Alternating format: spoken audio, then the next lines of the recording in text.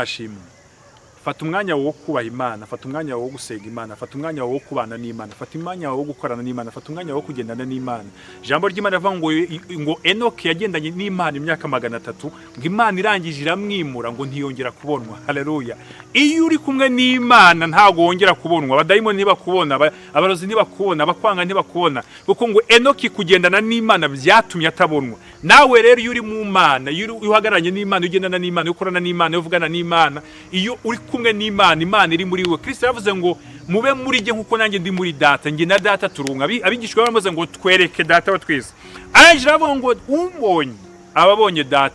Enoki nawe ngo agendana n'Imana, ni nkuko Imana ngo yafataga Enoki gutya mu kuboko, ngo nuko ngo Imana iramwimura. Twe rero ntago Imana itwimura ngo dupfe, ahubwo Imana itwimura muri dimension aho abantu bakugiraho uruhare, aho abantu bakuvuga ibyo bishaka, aho abantu bakuroga bikaba byakwemera, ikagushyira mu yindi dimension. Umuntu agushaka akakubura kandi uri imbere ye, umuntu akuroga akakubura kandi uri imbere ye. Buri muntu ashobora kukurwanya mu buryo runaka, ariko bikanga kubera ko Imana iri kumwe nawe. Uko niko Imana ikwimura. Ndakwifuriza rero nawe kwimurwa n'Uwiteka, Imana ikakwimura mu yindi dimension, mu bundi buryo, mu yindi mibereho, mu yindi mikorere, mu kundi kwizera, mu kandi gakiza, mu zindi mbaraga, mu yindi mivugire, mu yindi mikorere, kuko Imana yifuza kukwimura. Gendana n'Imana izakwimura ikujyana ahantu kuriye kuba.